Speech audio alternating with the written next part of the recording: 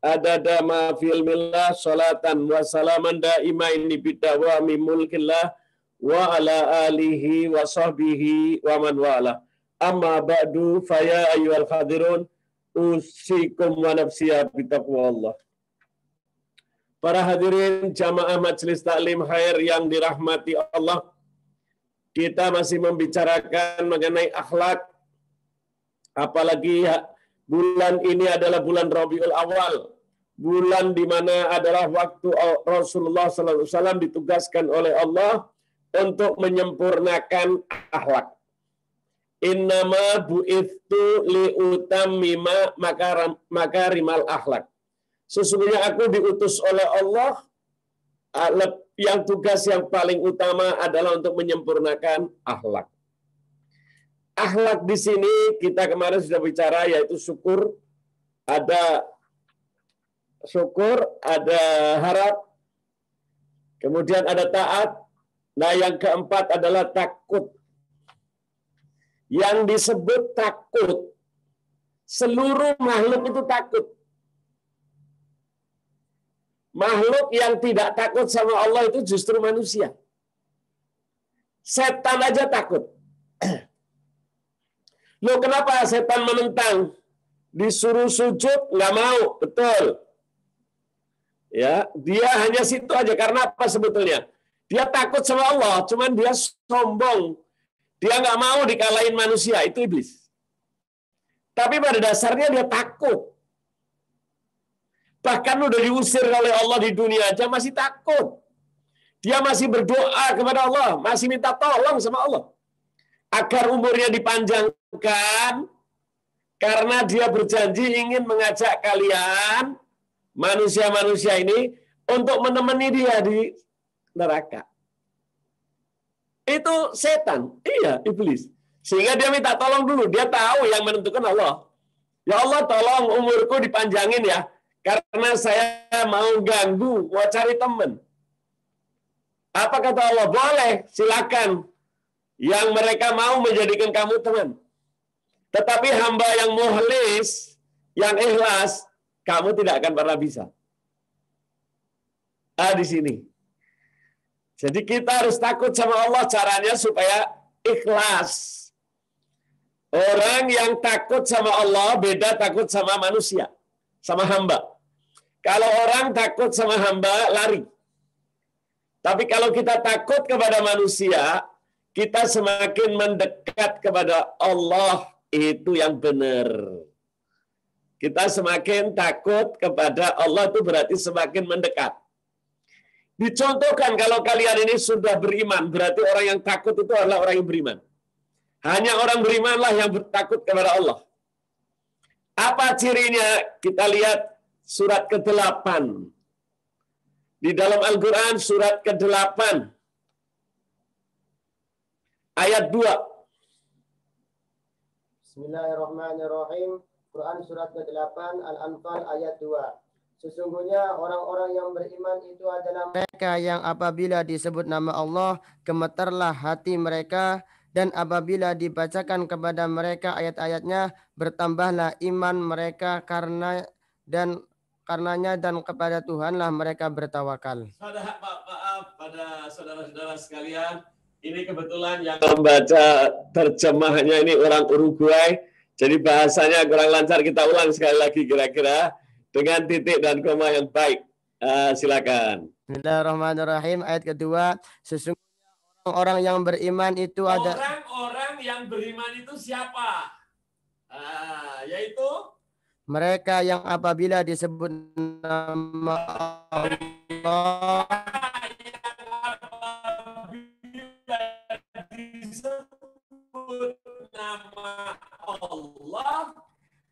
gemetarlah hati mereka. Hatinya gemetar. Satu dulu. Maha Kuasa. Dialah pengadil yang paling adil kan? Dan dia membalas segala kejelekan. Bagaimana orang nggak takut pengadilan nanti di akhirat yang akan mengadili dia? Maliki yaumiddin. Dan tidak ada tempat kita minta kecuali kepada dia. Tidak ada lain. Lah kalau kita disebut namanya, waduh, kita pasti gemeter. Itu cirinya orang yang beriman. Kita akan gemetar kalau disebut nama Allah. Bayangin dia paha perhitungan. Dia ngitung amal kita. Dia tahu seteliti-telitinya. Dimanapun kita berada. Bahkan cuman lidah. Tapi apa yang ada di dalam hati pun dia mengetahui. Kita tidak bisa menyimpan. Kita tidak bisa membuat Allah tidak mengetahui. Tidak. Dia maha mengetahui. Siapa yang berani menghadapi demikian? Tentu gemeter. Ini cirinya. Kalau memang kalian ini takut, gemetar. Mari kita lihat. Apalagi Rasulullah. Rasulullah SAW kalau ada hujan saja. Langitnya mulai gelap. Rasulullah wajahnya pucat. Apakah Allah ini memberi rahmat atau memberi bencana?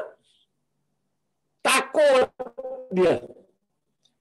Rasulullah hatinya pucat, wajahnya kelihatan. Oleh Sayyidina Aisyah dilihat. Ini ciri kenapa? Dia walaupun dekat sama Allah, kekasih Allah, masih takut. Sehingga dia sampai sebelum wafat beliau, dia selalu dalam keadaan ketakutan. Itu Rasulullah. Padahal dia dijadikan oleh Allah sebagai orang yang maksum. Gerak-gerik Rasulullah itu yang ngatur Allah. Tapi dia tetap takut. Karena dia tahu yang namanya iblis itu dari dulu selalu duduk bersama Allah di surga. Iblis itu duduk sama Allah di surga. Dia hanya kesalahannya satu. Disuruh sujud nggak mau. Tetapi lain-lainnya semua taat sama Allah. Hanya suruh sujud. Ya. Sama manusia bukan tidak mau sujud sama Allah. Kalau sama Allah dia sujud. Dia tidak memenuhi perintah Allah cuman satu dan cuman sekali. Diusir oleh Allah. Sehingga ketika Rasulullah sedang Isra dan Mi'raj, beliau melihat malaikat sedang menangis.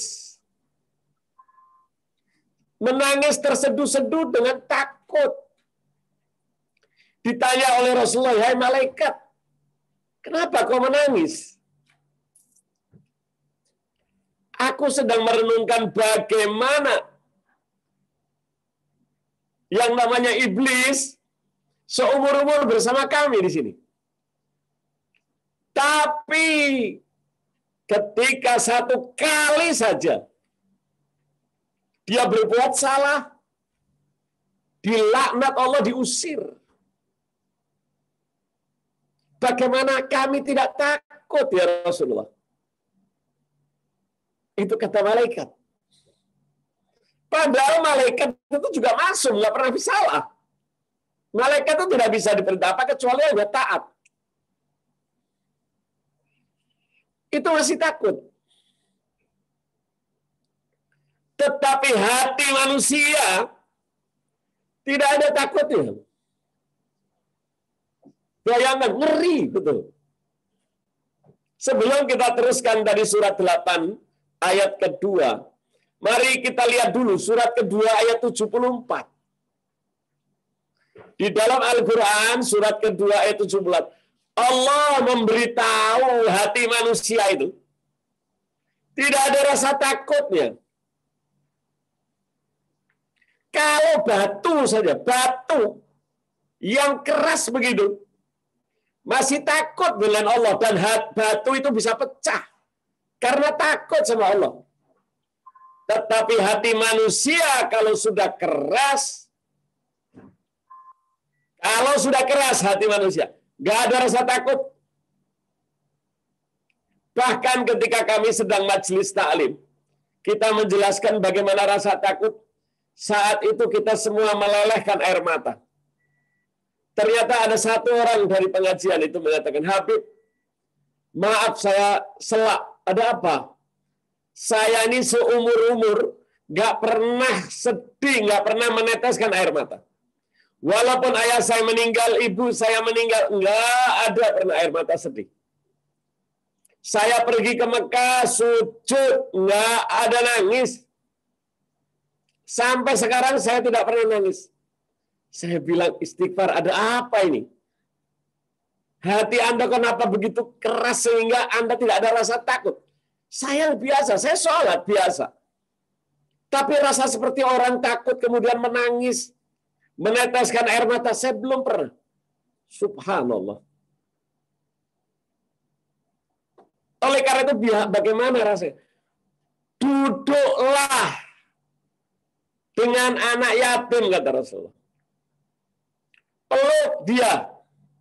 Sayangi dia. Insya Allah hatimu akan lembut. Kemudian Rasulullah menasihati lagi.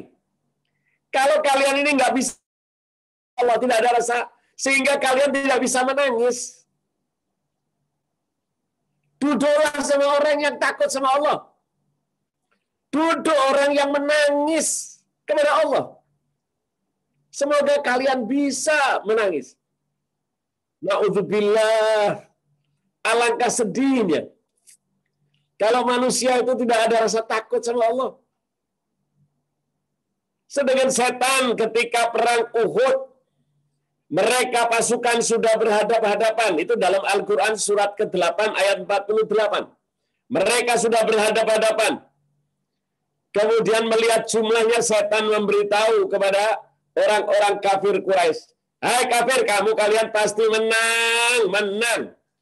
Istilahnya kalau sekarang kalian ngeludah aja, mereka kebanjiran akan lari. Sedangkan mereka jumlahnya sedikit. Kemudian setan mengatakan apa? Aku jamin kalian pasti menang. Tetapi ketika dia mundur ke belakang, dia lihat, loh, hai iblis, kenapa kau mundur ke belakang? Aku melihat Allah menurunkan bala bantuannya bersama namanya malaikat-malaikat yang aku bisa melihat, kamu tidak bisa melihat. Aku takut kepada Allah kalau sudah demikian. Setan takut. Tapi hati manusia kalau sudah keras, boro-boro. Orang di pengajian kadang-kadang semua takut, nangis sampai gerong-gerong ada. Di Mekah itu lihat Ka'bah sampai nangis. Tapi ada loh yang nggak bisa nangis. Mari kita lihat ayat dari Allah surat Al-Baqarah ayat 74. Bismillahirrahmanirrahim. Quran surat kedua Al-Baqarah ayat 74. Kemudian setelah itu hatimu menjadi keras seperti batu, bahkan lebih keras lagi. Padahal di antara batu-batu itu sungguh ada yang mengalir sungai-sungai daripadanya, dan di antaranya sungguh ada yang terbelah lalu keluarlah mata air daripadanya. Dan di antaranya sungguh ada yang meluncur jatuh karena takut kepada Allah. Dan Allah sekali-kali tidak lengah dari apa yang kamu kerjakan. Allah tidak akan lengah dari apa yang kamu kerjakan. Batu itu kalau lihat Anda jatuh dari gunung, itu mereka dalam keadaan takut kepada Allah. Batu yang sekeras gitu masih takut sama Allah. Iblis yang diusir dari surga pun masih takut sama Allah. Tetapi Allah kasih tahu, hati manusia itu kalau sudah keras, lebih keras dari batu. Kalau batu itu sampai keras saja masih menghasilkan. Tetapi hati manusia, Allahu Akbar, kalau sudah keras, gak ada rasa takut sama Allah. Gak ada. Hati-hati, hati-hati, hati-hati. Rasulullah sudah memperkirakan. Kalian hati-hati manusia kalau sudah hati kalian ini keras. Oleh karena itu apa? Bersihkan hatimu agar kamu melihat makrifat Allah. Agar kamu takut kepada Allah. Bahkan Allah katakan, kamu jangan takut kepada selain Allah. Jangan. Takut itu hanya kepada Allah. Tetapi hati manusia kalau sudah, Masya Allah. Bahkan para aulia itu memberikan pedoman dua. Hai orang yang beriman, takutlah kepada Allah. Dan takutlah kepada orang yang tidak takut kepada Allah. Masya Allah. Sehingga Nabi Musa itu ketika menghadap Fir'aun diperintah Allah, dia takut.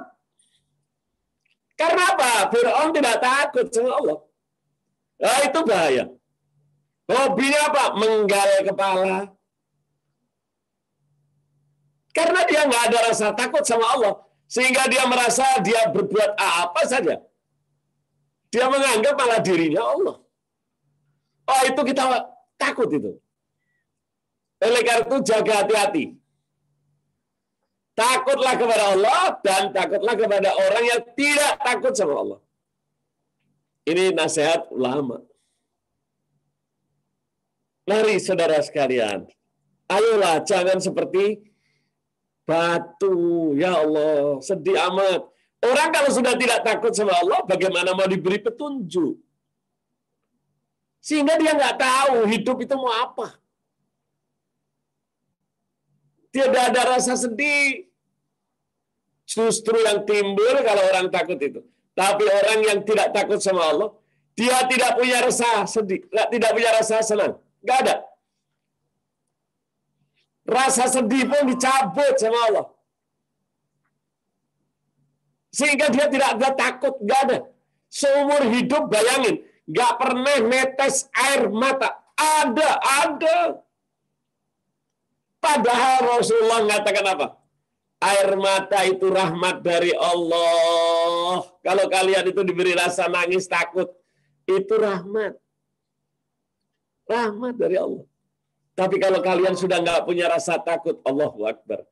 Ngeri itu. Subhanallah. Oleh karena itu yang tidak bisa demikian, ayo belajar. Belajar. Jangan terlalu namanya keduniaan. Tapi buat betul-betul kita ada rasa takut. Orang yang rasa takut kepada Allah, dialah orang yang beriman. Dialah orang yang berakhlak. Kita teruskan tadi surat ke-8. Ayat kedua. Kita ulang lagi sedikit. Bismillahirrahmanirrahim. Quran surat ke-8 Al-Anfal ayat 2. Sesungguhnya orang-orang yang beriman itu adalah mereka yang apabila disebut nama Allah, gemetarlah hati mereka. Kalau disebut nama Allah aja hatinya gemeter. Takut. Mari kita lihat. Dan apabila dibacakan kepada mereka ayat-ayatnya, bertambahlah iman mereka karenanya. Kalau dibacakan ayat-ayat seperti kita sekarang ini ngaji, kita bahas ayat-ayat Allah, tambah beriman. Kita beri contoh dulu. Sayyidina Ali Zainal Abidin itu sampai takutnya kepada Allah, itu pucat, badannya selalu dalam keadaan pucat. Sehingga dia sholat. Sholatnya satu hari 1000 rakaat. Anak muda. Subhanallah, sangat takut ya kepada Allah. Kita melihat Sayyidina Ali ketika dia sedang wudhu. Dan anaknya, kita lihat juga, Ali Zainal Abidin ini, kalau wudhu dia pucat. Ditanyain ada apa? Kok begitu takut kalau wudhu? Aku melihat dosa-dosa keluar dari sela-sela jariku. Sedangkan sebentar lagi saya akan bertemu dengan yang menciptakan saya dan yang mematikan saya. Yang menentukan hidup saya. Bagaimana saya nggak takut? Aneh kita ujian, kita takut. Ketika kita ketemu polisi takut karena mau diadili. Padahal belum tentu. Kita ketemu hakim, takut. Tetapi kenapa yang tidak kita melihat hakim dari segala hakim yang paling adil, yaitu Rasulullah Sallallahu Alaihi Allah Subhanahu Wa Taala. Malah justru kita tidak ada rasa takut. Ini yang aneh. Bahkan kita dikasih ucapan-ucapan Allah, hati kita tidak ada rasa apa-apa. Kalau orang Belanda bilang, Mendel mawon. Gak tersirat sedikit pun. Dibacakan ayat-ayat Allah malah ketawa. Padahal di dalam ayatnya ada ancaman-ancaman. Ketika disebut di dalam ayat Al-Quran, hatinya tidak gemetar. Bagaimana ini? Tidak sedikit. Ngapain? Padahal dia nganggap seolah-olah ini main-main. Allah mengatakan di dalam surat ke-21. Allah mengatakan apa? Aku beri peringatan, ayat-ayatku aku turunkan. Tetapi mereka malah bermain-main saja. Kita lihat surat 21 ayat 1 ayat 2.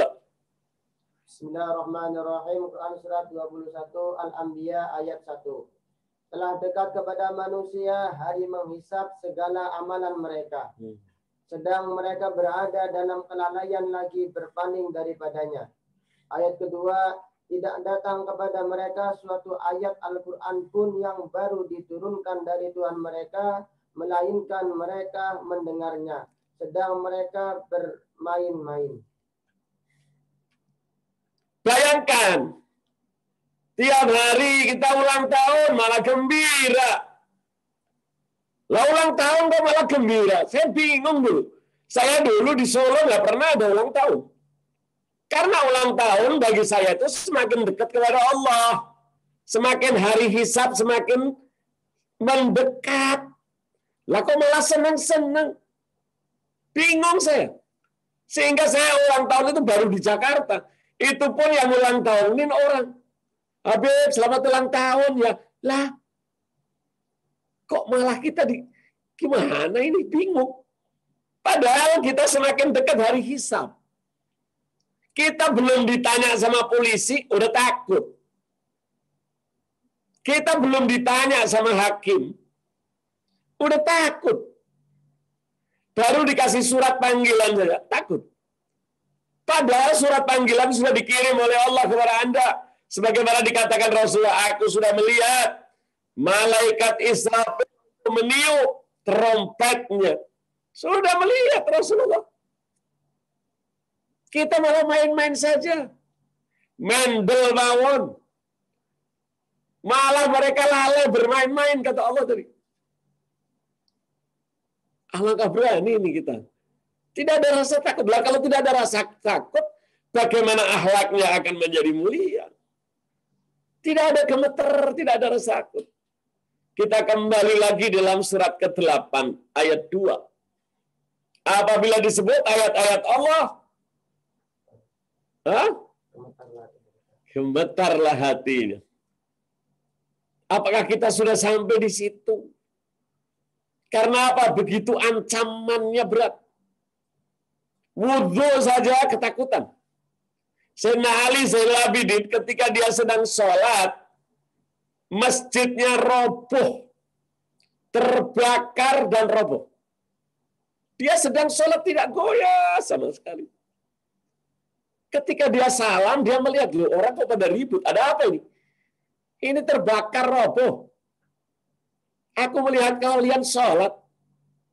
Hai Ali, kenapa kamu nggak ada rasa takut? Aku lebih takut yang membuat api. Yang akan menghitung aku, api di dunia tidak ada apa-apanya dibandingkan dengan api akhirat. Bagaimana aku tidak takut? Saking aku takutnya aku tidak terasa apa yang terjadi pada sekelilingku. Itu orang-orang mulia, orang beriman. Bagaimana akhlaknya nggak mulia? Itu orang-orang yang mulia. Lah kita, Masya Allah. Kita lagi dengerin ceramah, lagi dengerin tausiah, malah main HP. Dengerin ayat-ayat Allah dibacakan, malah kita ngirim meme. Astagfirullahaladzim. Berani, nekat ini. Orang yang kayak gini, orang kita yang harus takuti orang yang gini. Jangan didekati orang kayak gini. Karena apa? Bahaya. Sama Allah aja dia nggak takut. Coba lihat. Saya masih ingat dulu waktu SMA. Di SMA 1 Solo. Saya mendengar ada seorang asing Amerika yang masuk kepada Islam. Subhanallah, orangnya baik sekali. Saya ingin dia pidato, karena waktu itu saya ketua OSIS. Ketua untuk anak-anak SMA. SMA 1 Margoyudan. Saya ajak dia ke tempat saya undang resmi. Seluruh kelas semua pada keluar untuk dengerin ceramah. Ketika dia datang, orang lagi sudah pada siap duduk. Kemudian dia nungguin sambil menungguin suara orang pada supaya orang semakin kumpul, semakin penuh. Ketika penuh, kita mulai pembukaan dengan pembacaan ayat-ayat Al-Quran. Dalam ayat itu diceritakan bagaimana ayat-ayat itu yang mengancam kepada manusia. Begitu beratnya ayat-ayat itu. Sehingga dia ini menangis. Ketika selesai menangis, kemudian kita membacakan selamat datang agar dia mau untuk memberikan ceramah. Waktu dan tempat saya persilakan. Kemudian saya turun, dia naik ke atas. Begitu naik atas dia, sambil membersihkan air matanya, dia mengucapkan Assalamualaikum warahmatullahi wabarakatuh. Sudah dijawab, kemudian mengatakan lagi Waalaikumsalam warahmatullahi wabarakatuh. Selesai. Wah, kita ribut. Maaf, Mister. Ngapain? Kita undang, kita butuh nasihat. Kalian butuh nasihat dari saya. Ketika Allah sedang memberi nasihat, dibacakan ayat-ayat Quran, kalian pada ramai, tidak mendengarkan. Sedangkan saya suruh beri nasihat. Bagaimana nasihat saya kalian akan dengar? Nasihat Allah di dalam Al-Quran, kalian lalaikan. Itu yang dikatakan. Kemudian dia pulang, minta izin pulang. Tidak jadi acara itu diselenggarakan. Kita malu betul. Kalian takut. Ketika saya berdiri, kalian baru diam. Tapi ketika tadi dibacakan ayat Allah, kalian tidak saling mendengarkan. Bahkan kalian saling bercanda. Allahu Akbar. Itulah yang namanya orang yang tidak berakhlak. Malu saya. Saya minta maaf kepada beliau. Dia bilangkan, inilah saya nasihat. Agar kalian jangan nyepelekan ayat-ayat Al-Quran. Kalau memang betul kalian beriman, tadi disebut kalau dibacakan ayat Al-Quran, mereka tersungkur, mereka ketakutan, mereka gemetar. Apakah kita sudah begitu? Kalau belum, kalian belum beriman. Kita teruskan surat 8 ayat 2 tadi. Di dalam surat kedua Al-Anfal ayat 8, ini surat ke-8 ayat 2. Al-Anfal ayat 2 tadi. Gemetar kalau dibacakan ayat-ayatnya. Selanjutnya. Tambahlah iman mereka dan kepada Tuhanlah mereka bertawakal. Harusnya bertambah iman. Dan kepada Allah. Dia semakin yakin. Harusnya demikian ini. Oleh karena itu, takut dulu kepada Allah. Takut kepada Allah, kita mendekat. Ingat itu, jangan salah pengertian. Takut kepada Allah berarti kita semakin mendekat. Bukan semakin acuh. Kita dibacakan ayatnya, kita nggak peduli. Allah di dalam ayat sendiri sudah ngasih tahu. Apabila ayat-ayatnya dibacakan, kalian bersenda gurau dan lalai. Nah, ini perlu kita mawas diri masing-masing. Nggak usah mengatakan dia orang lain sifatnya begini. Nggak usah. Ayo kita lihat sendiri-sendiri. Diri kita sudah ada di mana? Apakah kita sudah berakhlak? Padahal ini bulan-bulan Rasulullah. Bulan diturunkannya pemberi petunjuk, pembawa risalah. Tetapi apa yang dia bawa tidak menggetar sedikit pun. Karena ini adalah bulan Rabiul Awal. Apa? Kita membaca maulid tiap hari, tiap saat. Nempel juga kagak. Lewat begitu saja. Kenapa? Tidak bergetar kita membaca maulid. Tidak. Ada apa ini hati ini? Coba tolong diperiksakan. Kalau badan diperiksakan kepada dokter. Tapi kalau hati siapa? Kecuali kita. Ayo. Atau datangilah orang-orang aulia Allah. Kata Al-Habib Ali bin Muhammad Al-Habsyi. Kenapa? Periksakan hatimu. Orang yang tidak takut sama Allah itu, hatinya sudah mengerak. Kata Al-Habib Ali. Caranya bagaimana? Anda harus dapat aulia-aulia yang khusus. Aulia-aulia yang besar. Kenapa? Karena hatimu telah tertetes dosa-dosa sehingga menjadi kerak. Dan kerak itu harus dihancurkan terlebih dahulu sebelum Anda menggedor hati. Karena apa? Anda sedang tertutup saat ini. Hati Anda sedang berkerak. Karena keraknya sudah semakin keras, yang bisa merubah adalah para wali aulia Allah pada zaman itu. Kalau tidak, dikasih nasihat apa saja. Masuk telinga kanan, keluar telinga kiri. Nggak ada artinya. Tidak ada sedikit pun tersentuh. Coba lihat. Kita lihat sekeliling kita. Berapa banyak mereka yang diberi nasihat. Aneh. Mereka tidak ada rasa sedih. Tidak ada rasa duka cita. Merasa enteng. Bahkan kita anggap ayat-ayat Al-Quran sebagai syarat. Kalau kita ngadakan acara dibaca saja 2-3 ayat. Tapi padahal itu nasihat yang paling utama adalah nasihat dari Allah. Al-Habib Ali mengatakan, kenapa hati kita ini lalai? Kita menghatamkan Al-Quran hanya sekedar retorika. Tidak ada kita hatam Quran kita sengaja. Tidak ada rasa setelah kita hatam Quran. Sehingga kita semakin dekat sama Allah. Apakah kita semakin jauh? Seolah-olah menjadikan setiap hari itu sebagai makanan makanan kecil. Kita setiap saat sering hataman. Tapi apa artinya? Nggak tahu. Kita sudah dibacakan berkali-kali khatam. Tetapi tidak sedikit mengena ke dalam hati. Ketahuilah, hati itu sudah mengeras, sudah menjadi kerak.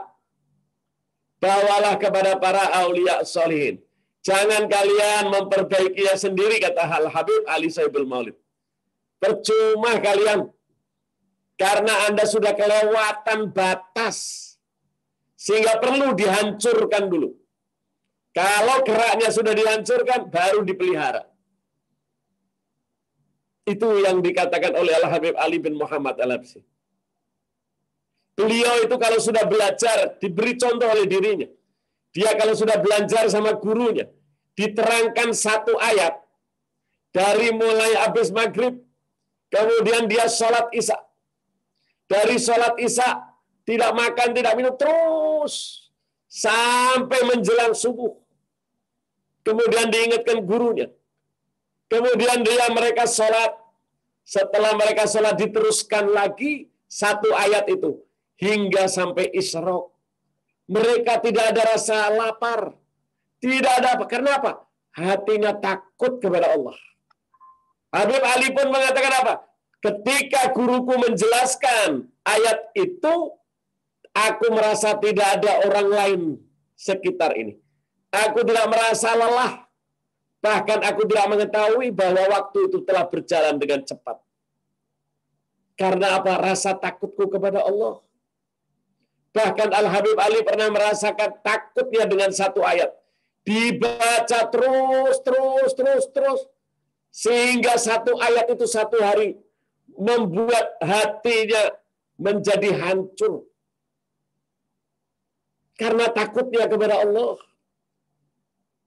Al-Habib Abdullah bin Alwi Al-Haddad, pengarang Ratib Al-Haddad, ketika dia sedang sholat bersama jamaah, dia membaca ayat yang hatinya tersentuh hingga tidak sadarkan diri, bahkan berjalan berhari-hari dia dalam keadaan hal karena takutnya kepada Allah.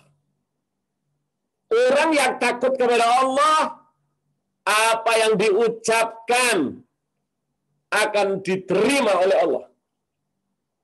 Tetapi orang yang tidak ada rasa takut sama Allah, na'udzubillah, mereka telah dilalaikan oleh setan. Mereka dilalaikan karena maksiat, sehingga hatinya tidak tersentuh sedikit pun. Itu yang dimaksud dengan rasa takut. Oleh karena itu mari kita dengarkan surat ke-8 ayat 3. Bismillahirrahmanirrahim. Surat ke-8 ayat 3, yaitu orang-orang yang mendirikan salat dan yang menafkahkan sebagian dari rizki yang kami berikan kepada mereka. Orang yang dalam keadaan takut sama Allah, tidak mungkin dia tidak melaksanakan sholat. Bahkan sholatnya itu bukan dengan apa? Dengan rasa takut, khusyuk. Tidak sedikit angan-angan atau tergeser pikirannya dengan hal keduniaan. Tidak. Dia menjaga sholatnya. Setiap hari diperbaiki. Hari ini, besok lebih baik. Besok lebih baik lagi. Sehingga dia merasakan bagaimana beliau duduk bersama Allah dalam sholat itu. Al-Habib Ali Khalid Qasam, kakek daripada Al-Habib Ali Sahibu Simtudurar. Beliau lahir di Qasam, sehingga disebut Habib Ali Khalid Qasam. Kenapa demikian? Ketika dia sholat menjadi imam di masjid, begitu takutnya dia kepada Allah, begitu khusyuknya sholatnya, dia tidak merasa lagi kecuali hanya dengan Allah, tidak terasa sekitarnya. Bahkan ketika at-tahiyat, setiap membaca at-tahiyat akhir, sholawatnya dijawab langsung oleh Rasulullah SAW. Dan sholawatnya itu didengar oleh seluruh orang yang sholat. Sehingga banyak di masjidnya ketika beliau menjadi imam, banyak yang mengikuti. Hanya karena apa? Pengen dengar jawaban sholawat dari Rasulullah langsung. Ketika dia mengucap asyhadu an la ilaha illallah wa asyhadu anna Muhammadar Rasulullah. Begitu mengucap asyhadu an la ilaha illallah asyhadu anna Muhammadar Rasulullah. Allahumma shalli wa sallim ala sayyidina Muhammad wa ala ali sayyidina Muhammad. Kemudian dijawab oleh Rasulullah sallallahu alaihi wasallam. Sebegitu takutnya kepada Allah. Sehingga Habib Abdullah bin Husain bin Tahir, guru daripada ayahnya Habib Ali, demikian juga guru Al-Habib Ali dan Muhammad Al-Habsi. Ketika Habib Ali dilahirkan, dia mengatakan ini anak akan jadi wali besar. Udah tahu. Ini anak terlihat dalam wajahnya takut dengan Allah. Dan dia takut dengan gurunya. Bahkan menghormati gurunya. Si kecil ini Habib Ali sudah diketahui oleh gurunya Al-Habib Abdullah bin Husain bin Tahir. Tercermin orang kalau takut sama Allah itu, wajahnya terlihat. Alangkah ngeri. Tetapi mari kita lihat saudara-saudara. Saat ini banyak mereka tidak ada rasa takut. Bahkan mereka melecehkan ayat-ayat Al-Quran. Mereka menjual ayat-ayat Al-Quran dengan harga yang murah. Kenapa tidak ada rasa takut? Bahkan orang-orang dahulu itu kalau dikasih rezeki, apa yang dilakukan? Langsung cepat-cepat kepengen dihabiskan, pengen dibagi. Sehingga Rasulullah tidak pernah nyimpan 1 dinar pun di dalam hidupnya. Padahal dia menjadi manusia paling kaya ketika perang. Karena harta rampasan miliknya. Tetapi cepat-cepat dibagi. Karena takut kepada Allah. Sayyidina Aisyah sepeninggal Rasulullah diberikan hadiah dari Baitul Mal 1000 dinar. Hari itu dia sedang puasa. Kemudian begitu datang uang 1000 dinar. Begitu banyak sekali. Kemudian dibagikan, semua dibagikan. Saking dia takutnya kepada Allah atas harta yang dia miliki. Karena ada harta milik orang-orang di sekitarnya. Itulah pesan Allah di dalam Al-Quran. Kemudian dia bagikan seluruh harta itu. Kemudian setelah selesai dia mengatakan, Alhamdulillah, hatiku merasa tenang dan tentram hari ini. Saat itu pembantunya datang, Hai Aisyah, apakah kamu tidak ingat bahwa hari ini kita puasa? Iya, aku ingat hari ini aku puasa. Kenapa uangnya tidak kau sisakan sehingga kami dapat berbuka nanti dengan makanan yang aku masak? Sayyidina Aisyah mengatakan apa? Aku begitu takut kepada Allah atas pemberian harta itu. Sehingga aku tidak ingat untuk diriku sendiri. Bayangkan begitu mulianya ini orang. Wanita ibu kita yang paling agung. Paling mulia. Begitu rasa takutnya kepada Allah Subhanahu wa ta'ala. Bagaimana kita tidak disebut orang yang berakhlak? Karena rasa takutnya telah memenuhi dadanya. Para hadirin jamaah yang dirahmati Allah. Mari kita lihat orang-orang sekarang. Begitu mudahnya dia melalaikan panggilan Allah. Ketika panggilan salat, ketika disebut as-salatu khairum minan naum, mereka tidak ada sedikit pun rasa takut. Bahkan mereka malah memejamkan matanya. Tidak ada rasa sedikit pun. Ketika mereka tidur tidak ada rasa takut. Padahal tidur itu berarti dicabut ruhnya. Ketika dia bangun itu berarti dikembalikan oleh Allah. Bagaimana kalau Allah tidak mengembalikan? Apakah ada rasa takut di dalam diri kita? Sehingga apa yang terjadi para aulia salihin, ketika beliau mau tidur, orang-orang saleh, mereka takut. Mereka mandi dengan bersih. Mereka memakai pakaian-pakaian yang paling terbersih, yang paling terbaik. Kemudian dia minyak wangi yang dia pakai lebih baik daripada minyak wangi yang dia pakai sehari-hari. Sehingga istrinya nanya, "Hei suamiku, aku melihat ketika kau akan tidur, kau membersihkan dirimu, memakai pakaian yang terindah yang pernah aku lihat. Dan aku melihat kalian dengan pakaian yang sopan, tidak terlihat di dalam tidurmu auratmu. Apa yang kamu lakukan ini?" Apa jawab mereka? "Aku takut Allah tidak mengembalikan lagi ruhku. Sebab sebentar lagi ruhku, aku tidur, akan dilepas oleh Allah. Sehingga apakah ruhku itu dikembalikan apa tidak? Sehingga aku persiapkan menghadap Allah dengan bigol bin salim. Aku menghadap Allah dengan hati yang bersih. Sehingga kalau sewaktu-waktu Allah panggil aku dalam keadaan sudah berserah diri kepadanya. Kemudian kalau tidak, aku masih berharap Allah itu mencintai kebaikan. Demikian juga Nabinya Muhammad SAW. Dia bersih. Dan dia tidak suka yang kotor. Aku berharap kalau aku masih dikembalikan ruku, aku minta di dalam mimpiku, siapa tahu Allah memberi izin aku bisa bertemu dengan Nabiku Muhammad sallallahu alaihi wasallam. Bayangkan, kenapa? Karena Rasulullah bersih. Rasulullah mencintai kebersihan. Sehingga bagaimana Rasulullah akan menemui aku di dalam aku tidur. Aku berharap.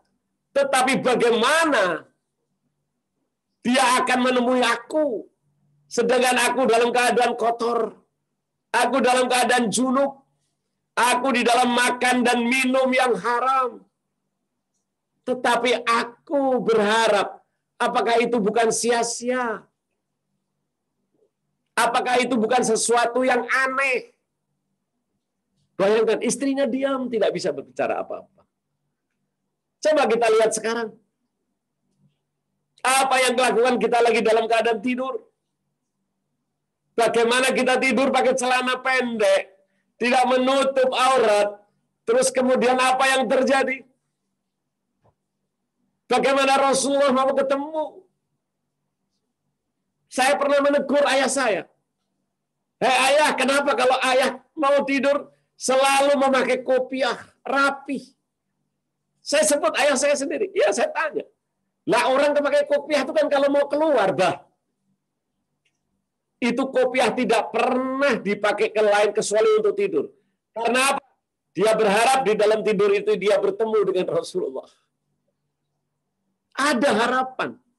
Ada. Tapi dipersiapkan dong. Kata beliau, saya diam, saya sendiri yang menanyakan ini. Sehingga dia sering, kalau sudah ketika tertidur, dia terbangun. Buka jendela, buka jendela. Ada apa ini? Saya pikir apa dia mengigau apa? Tidak. Rasulullah datang. Ayo ditutup, aurat ditutup. Tetapi apa yang kita lakukan? Baru anak kita lahir saja, udah pakai pakaian yang mini. Masih kecil ya, nggak ditutup. Alasannya apa? Lucu. Bagaimana kita mau ketemu Rasulullah sejak kecil? Bagaimana keadaan yang kayak gini? Ini bertentangan. Tidak ada rasa takut. Lah kalau sudah tidak ada rasa takut, bagaimana kita hidup ini? Bisa berakhlak. Tidurnya saja takut kepada Allah. Mari saudara-saudara yang dirahmati Allah. Begitu ini dalam keadaan apa? Orang kalau senang. Tapi orang-orang yang takut sama Allah begitu menerima rezeki, dia ketakutan. Kita tunjuk lagi Habib Abdullah, Habib Ahmad, Habib Abdul Qadir bin Ahmad yang meninggalnya umurnya 100 tahun lebih pada bulan Ramadan. Semua menganggap dialah wali Allah sebagai wali utama. Belum lama meninggal. Ketika suatu saat yang mengaji di tempat dia memberi hadiah. Kemudian hadiah itu disuruh masukin ke dalam. Apa itu hadiah? Dia tidak tahu. Dia teruskan pengajian. Ketika selesai pengajian, dia mau istirahat. Maka dia mau istirahat di kamar. Kemudian dia tanya, tadi apa itu hadiahnya? Ketika dibuka, apa? Dari seorang menteri Arab Saudi, menteri perminyakan, dikasih uang rial 1 kotak besar, berpuluh juta-juta. Kemudian apa dia bisa tidur? Apa katanya? Aku sudah lelah tadi, aku mau istirahat. Tetapi ketika lihat hadiah itu aku jadi tidak bisa tidur. Kemudian memanggil daripada santrinya, yaitu Habib Ali Al-Jufri, yang sekarang menjadi salah satu ulama di dunia. Maka Habib Ali dibangunin, ayo Ali bangun. Mana mobil? Ini yang menceritakan Habib Ali langsung, Habib Ali Al-Jufri. Maka di starter mobil, dimasukin kotak tadi. Ditanyakan, ya Habib, apa ini? Ini yang membuat aku tidak bisa tidur. Yaitu rezeki dari Allah yang diturunkan untuk aku. Hai Habib, kenapa Anda jadi malah justru ketakutan? Aku takut apabila harta ini nginap, aku akan ditanya. Hah? Kemudian apa yang terjadi? Maka dibagilah saat itu bersama Habib Ali Al-Jufri. Maka Habib Abdul Qadir itu membagikan ke rumah-rumah orang-orang tua, orang-orang Hadramut yang ada di Jeddah. Semua didatangi, dikasih, semua dibagikan. Pulang tidak membawa uang 1 rial pun. Yang menceritakan Habib Ali Al-Jufri sendiri. Begitu takutnya, justru dia tidak bisa tidur. Tetapi Allahu Akbar, alangkah sedih kalau kita melihat gitu dengan ditakutnya hati kita. Mereka hatinya selalu ketakutan, selalu memperbaiki sholat, selalu mengeluarkan zakat. Kita lihat lagi surat ke-8 ayat 4.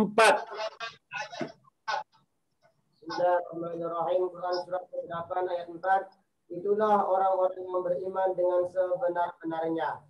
Mereka akan memperoleh beberapa derajat ketinggian di sisi Tuhannya dan ampunan serta rizki nikmat yang mulia. Itulah orang-orang yang diangkat derajatnya oleh Allah.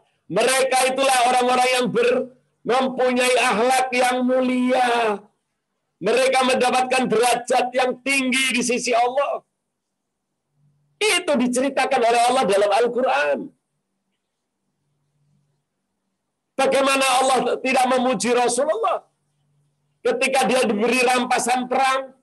Kalau dihitung itu miliar hartanya. Belum budak-budaknya. Semua dibagi hari itu juga. Tidak sampai nginap. Ketika beliau tidur, kemudian pagi-pagi dia bangun untuk melaksanakan sholat subuh. Sahabat meriwayatkan, aku belum pernah melihat Rasulullah ketika sholat subuh langsung berdiri. Kemudian dia masuk ke dalam rumahnya. Setelah itu dia kembali dengan hati yang bersih. Wajahnya tenang dan senyum. Kemudian aku tanya ketika selesai sholat Isra, ya Rasulullah, aku melihat tadi engkau begitu ketakutan di dalam wajahmu. Tapi setelah engkau masuk rumah, aku melihat kau cerah. Hatimu gembira. Kemudian kamu melanjutkan wirid-wiridmu dan berdoa. Kami pun melihat wajah itu menjadi senang. Bolehkah kami mengetahui ada apa ya Rasulullah? Kemudian sahabat menceritakan itu. Apa yang terjadi? Rasulullah memberitahu. Ketika aku selesai sholat, malaikat mendatangi aku memberitahu bahwa uang yang diberikan oleh Allah, rezeki yang diberikan Allah, diantaranya ada 1 dinar yang jatuh. Sebab rumahnya Rasulullah itu terdiri dari pasir lantainya. Sehingga uang dinar itu ketika dibawa ada yang jatuh 1 dinar. Dan masih ada di rumah Rasulullah. Ketika itu menginap.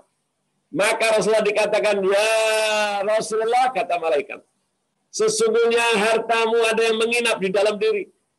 Apa yang terjadi, hai malaikat? Bahwa uangmu ada yang termasuk di dalam tanah, dalam pasir. Sehingga kau tidak mengetahui. Maka ambillah saat ini. Ambillah segera. Supaya malaikat melaporkan keadaanmu kepada Allah dalam keadaan kamu sudah bersih. Maka Rasulullah cepat-cepat setelah sholat mengambil uang itu di dalam rumah. Yang 1 dinar ini jatuh ke lantai, ada di dalam pasir. Kemudian setelah dicari, kemudian disedekahkan. Maka aku menjadi tenang. Wajahku pun menjadi ceria. Kami takut kalau itu menjadi pertanyaan dari Allah Subhanahu wa ta'ala. Para hadirin jamaah yang dirahmati Allah. Mari kita lihat. Mari kita dengar. Apa yang telah diberikan oleh Allah. Dan apa yang dicontohkan oleh Rasulullah Sallallahu Alaihi Wasallam. Begitu mulia keadaan-keadaan yang dia laksanakan. Apa yang terjadi dalam dirinya setiap hari mencontohkan kepada kita bagaimana akhlak yang mulia.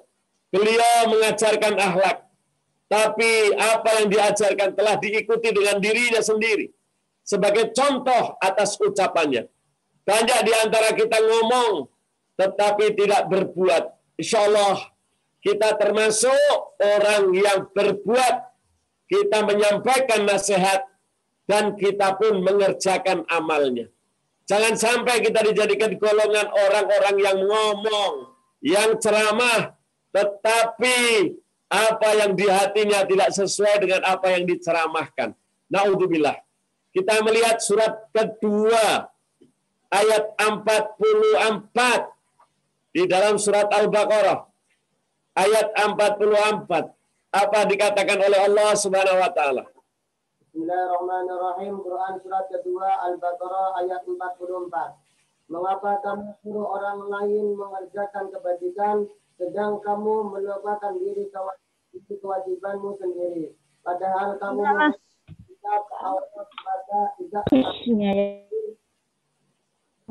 makanya pakai mukena. Halo, maaf kepada yang ikut Zoom. Mohon dengan hormat, takutlah kepada Allah. Jangan kita sedang dalam keadaan tausiah berbicara, mau pakai mukena, mau tidak. Dari awal, kalau sudah kita baca tausiah, tolong menghargai Allah. Hargai Rasulullah. Tidak usah menghargai Habib Husin. Tidak. Sebab yang saya bawakan itu adalah ayat Allah dan hadis Rasulullah. Tolong dihargai. Silakan kalau kalian tidak mau didengar, tolong dibuat Zoom-nya adalah dalam keadaan mati suaranya. Setelah itu silakan kalian tidur-tidur. Nggak ada masalah. Tapi kalau sudah berbicara ini mengganggu dan membuat ayat-ayat Allah menjadi rasa tidak baik dan tidak berhalak kepada Rasulullah Sallallahu Alaihi Wasallam. Para hadirin jamaah yang dirahmati Allah. Tadi telah kita baca ayatnya. Janganlah kalian ngomong, tetapi kalian sendiri tidak berbuat. Itu yang celaka. Mari kita sering membaca maulid, kita sering berdiskusi, tetapi apa yang terjadi? Tidak ada rasa sedikit pun kita takut kepada Allah. Di dalam sesuatu riwayat, ketika datang bulan Rabiul Awal, maka apa yang terjadi? Saat itu orang pada memperbaiki rumahnya. Karena mereka ingin kedatangan Nabi kita Muhammad Sallallahu Alaihi Wasallam. Dia ingin Rasulullah datang ke rumahnya. Dia ingin Rasulullah singgah di rumahnya. Sehingga dia memperbersih rumahnya. Dicat kembali.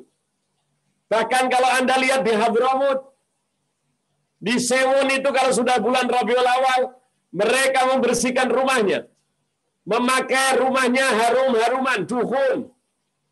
Dinyalakan di mana-mana. Karena mereka berharap Rasulullah hadir ke dalam rumahnya. Karena ini bulan-bulan yang agung, bulan yang mulia. Bulan kelahiran baginda Nabi kita Muhammad Sallallahu Alaihi Wasallam. Mereka takut sehingga mereka mempersiapkan diri. Mereka menggunakan pakaian-pakaian yang rapi seperti halnya ketika mereka berlebaran. Karena mereka tahu inilah bulan daripada Nabi kita Muhammad Sallallahu Alaihi Wasallam. Mereka berdoa di dalam rumah bersama anak-anaknya, bersama suami istri. Mereka mengharap kedatangan Nabi kita Muhammad Sallallahu Alaihi Wasallam. Kemudian mereka apa yang terjadi? Di dalam satu riwayat diceritakan bahwa ada seorang ayah ibu yang selalu di dalam doanya minta kepada Allah supaya diizinkan Rasulullah mampir ke rumahnya. Karena dia kepingin rumah yang didatangi oleh Rasulullah akan menjadi rumah yang penuh dengan rahmat. Sebagaimana disebut di dalam kitab Sintu Durar. Maka dia memberitahu kepada anaknya yang kecil, wanita.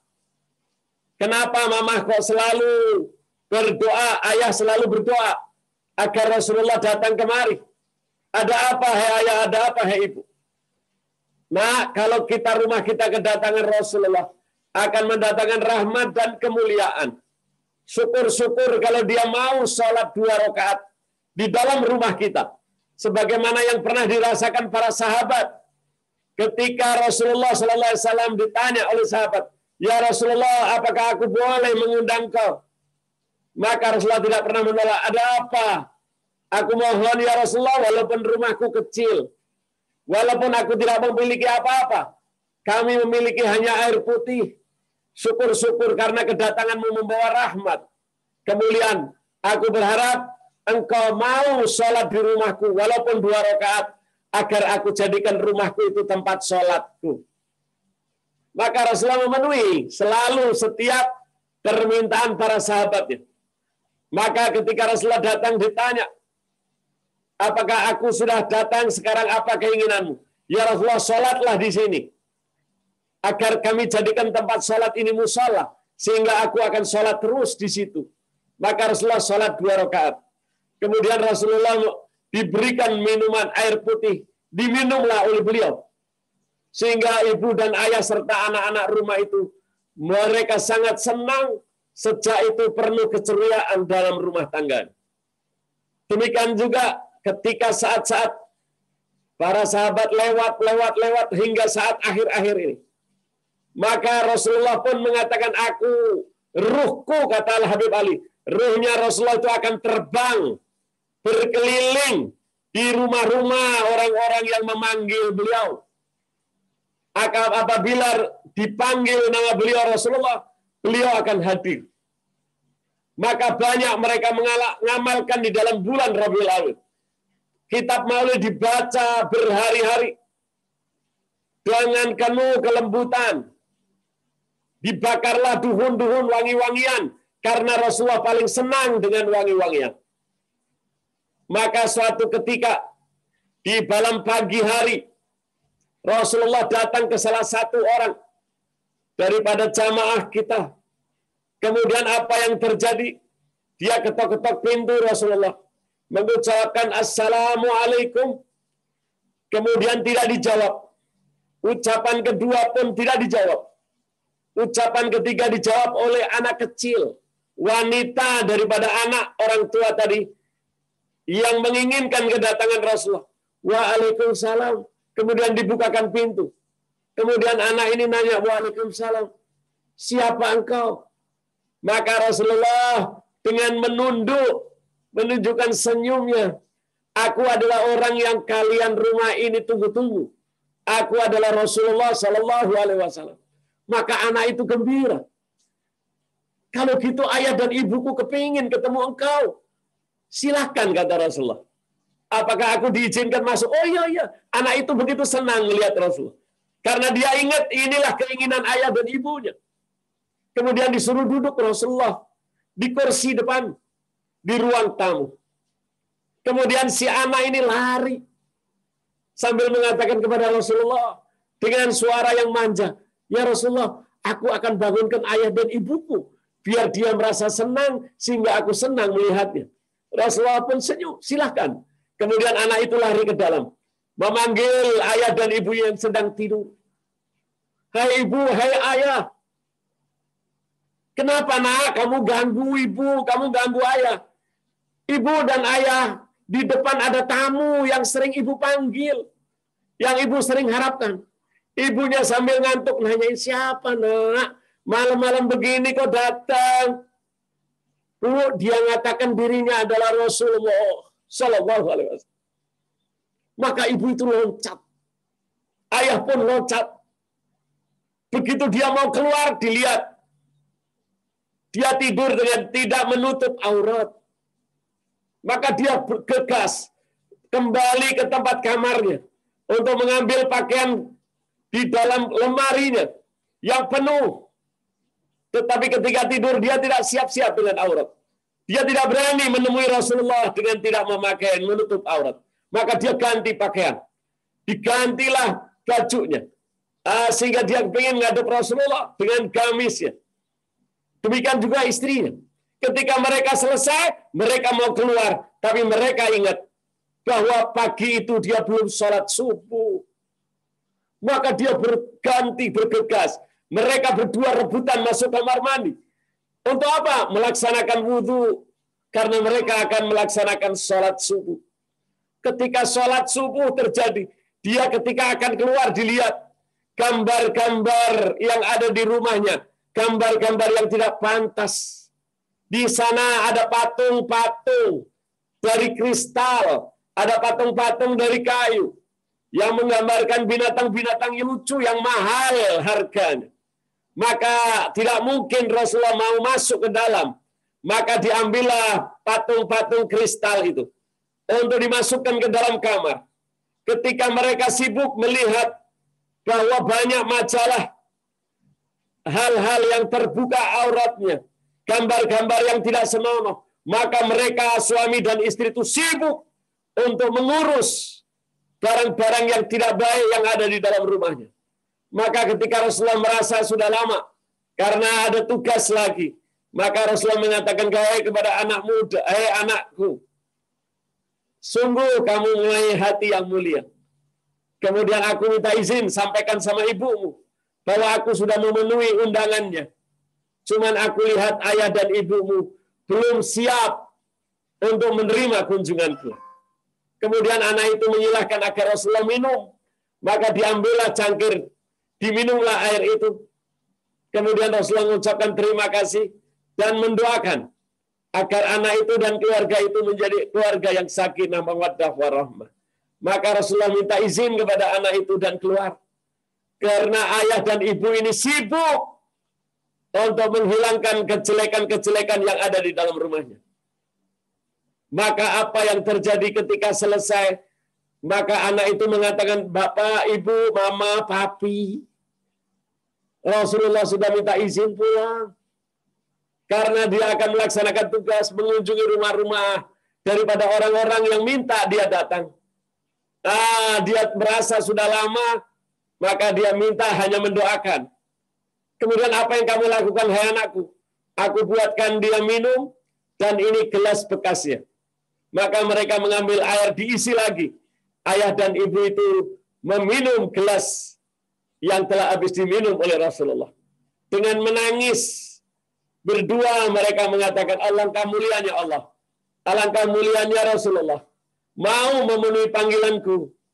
Hanya aku tidak siap. Aku memanggil ingin dimasuki rumahku. Tetapi rumahku najis. Rumahku penuh dengan kotor. Di rumahku banyak yang tidak rapi.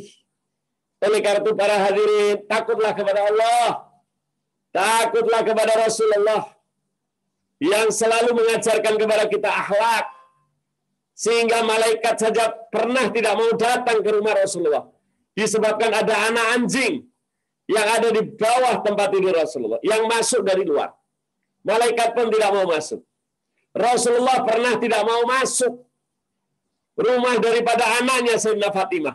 Padahal Rasulullah kalau keluar dari perang, pulang dari luar kota, selalu yang dituju bukan rumah istrinya, tapi rumah anaknya Sayyidina Fatimah.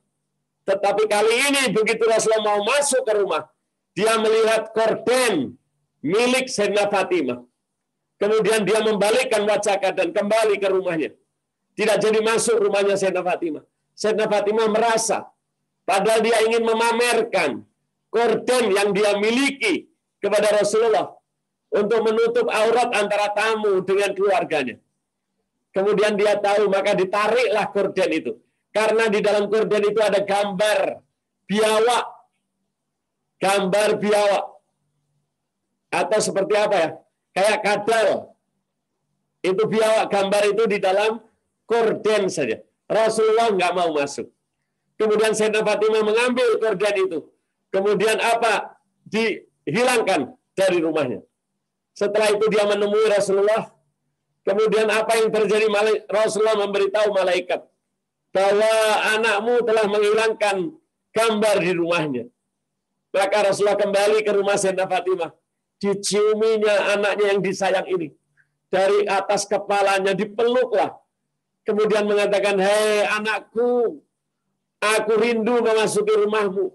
Tapi ternyata di kordenmu ada gambar sehingga aku tidak boleh masuk oleh malaikat. Mari saudara-saudara sekalian, ini bulan-bulan mulia, bulan yang sangat agung, dan ketahuilah bahwa Rasulullah mempunyai akhlak yang mulia. Karena dia begitu takutnya kepada Allah. Mari kita sambut untuk beliau datang ke rumah kita. Yakin Rasulullah itu sangat sayang. Tidak pilih kasih. Apakah kalian kaya? Apakah kalian miskin? Itu bukan perhitungan Rasulullah. Tapi Rasulullah ingin memasuki rumah yang di dalamnya penghuninya takut kepada Allah dan Rasul-Nya. Yang di dalam rumahnya penuh dengan akhlak. Bagaimana, apakah rumah kita sudah bersih? Dari anjing, dari gambar-gambar yang bernyawa, daripada perhiasan-perhiasan rumah yang terdiri dari patung dan hiasan-hiasan semacam. Yang kira-kira kalau dilihat oleh Rasulullah kita malu. Kenapa tidak mulai kita singkirkan dari rumah kita? Agar beliau sewaktu-waktu masuk, kita pun pantas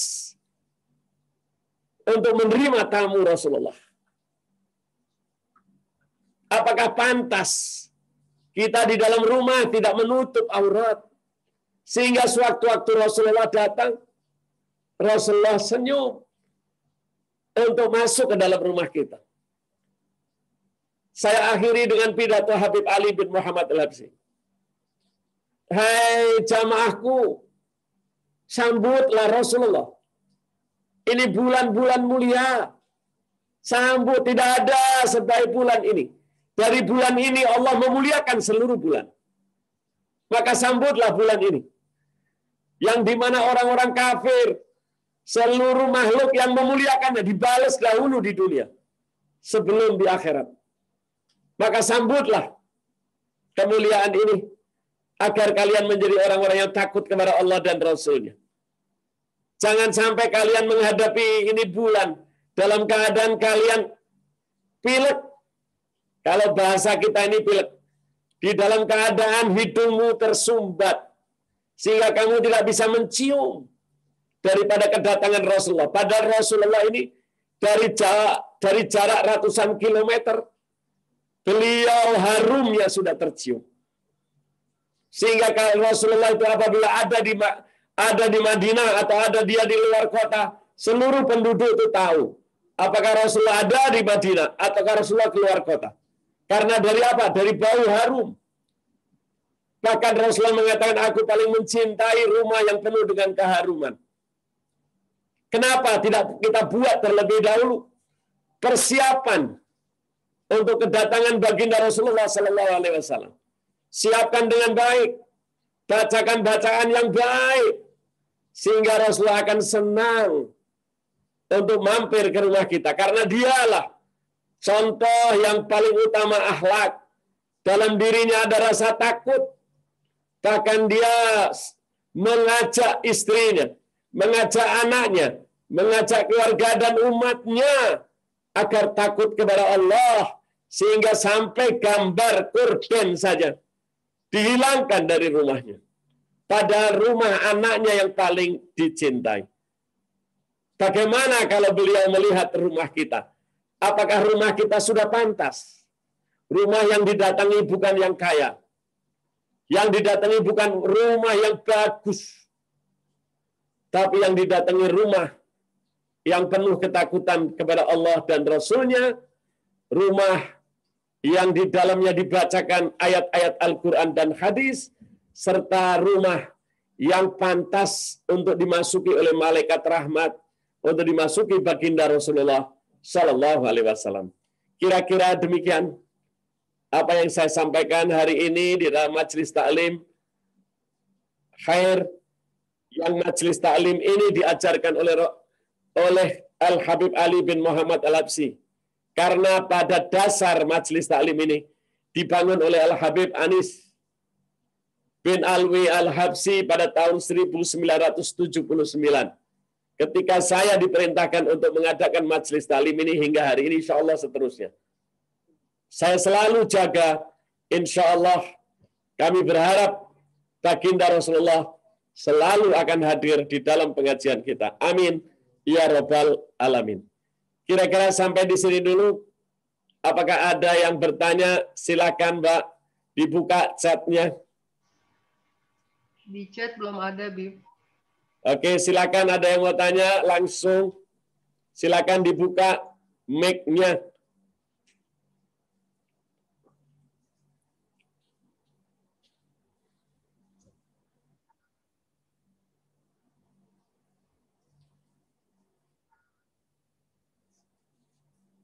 Halo. Assalamualaikum Habib. Waalaikumsalam warahmatullahi. Ivan Bib. Ya Van, silakan Van. Kan pada bab takut ini kita kan laki-laki imam Habib di rumah gitu ya Habib. Ya. Kan waktu postingan Habib di Instagram juga ada bahwa imam itu akan bertanggung jawab dengan dosa yang ada di keluarganya, istri ataupun anak-anaknya, karena itu hanya sebagai cobaan. Nah, apabila kita sebagai imam sudah coba memberitahu gitu, Bib, tapi memang masih belum ada, itu apakah hukumnya tetap dibebankan ke kita atau bagaimana, Bib? Tapi kita tetap nggak mau nyerah, sesuai Habib bilang harus yakin berdoa. Saya terus berdoa sama Allah supaya bisa berjalan sesuai dengan yang keinginan di rumah gitu loh, Bib. Baik semuanya gitu, Bib. Itu aja sih. Bismillahirrahmanirrahim.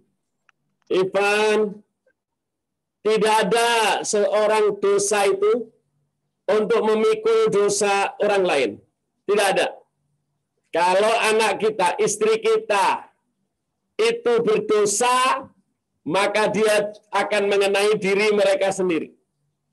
Tetapi suami sebagai kepala rumah tangga yang bertanggung jawab, dia tidak memikul dosa anak dan istrinya. Tetapi karena perbuatan istri dan anaknya menjadi tanggung jawab dia mendapatkan dosa tanggung jawab. Bukan dosa anak, doa istri, tidak. Tetapi karena dia tidak bisa memimpin rumah tangga, sedangkan dia sudah berjanji sama Allah, dia akan memelihara rumah tangganya. Sebagaimana dikatakan di dalam Al-Quran surat 66 ayat 6. Ya ayyuhalladzina amanu. Dikatakan apa? Ku anfusakum wa ahlikum nar. Ketika orang nikah itu dia berjanji kepada Allah akan membawa dirinya, istrinya dan anak-anaknya untuk menghindarkan api neraka. Yang malaikatnya tegas-tegas, maka tanggung jawab itulah yang dosa yang dipikul oleh suami. Oleh karena itu kita tidak akan boleh pernah merasa capek memberitahu. Kita tidak boleh merasa capek untuk mengajak mereka. Ayo terus, Wan. Jangan Anda sudah memberitahu merasa sudah selesai. Oh tidak. Dosa itu akan terus kalau kalian tidak jaga. Bahkan Rasulullah Shallallahu Alaihi Wasallam di dalam pidato ceramah, para aulia salihin kita baca di dalam kitab-kitab mereka. Demikian juga buku yang dikarang oleh Habib Muhammad bin Husain Al-Habsyi, ayah dari Habib Ali, yang kita pelajari bersama, yaitu Fathul Ilah. Di dalam buku itu mengatakan apa? Keluarkan anakmu yang di dalam rumahmu tidak sholat. Kenapa? Gara-gara anakmu semua bisa akan masuk ke dalam neraka. Oleh karena itu agar selamat, keluarkan anakmu dari rumahmu apabila dia tidak mau melaksanakan sholat. Jadi begitu berat tanggung jawab suami, tidak main-main. Dia harus mendidik anak dari kecil, menanamkan rasa cinta, merasakan rasa tanggung jawab anak, dan ada tanggung jawab istri, demikian juga ada tanggung jawab suami. Oleh karena itu, mari kita sama-sama. Kalau memang kita berani mengucapkan akad nikah, jangan kalian anggap ini main-main untuk melampiaskan nafsu. Bukan. Tetapi akan Anda berjanji kepada Allah, Anda akan membawa istri dan anak-anak menuju pelabuhan surga. Tapi kalau sampai anak dan istri tidak melaksanakannya, maka akan mengenai seluruh rumah. Sebagaimana dikatakan Habib Muhammad, bahwa anak yang tidak sholat itu seperti racun. Jangan sampai racun itu menular kepada keluarga yang lain. Kira-kira demikian, Ivan. Ya, makasih banyak Habib. Silakan yang lain, Mas Joni.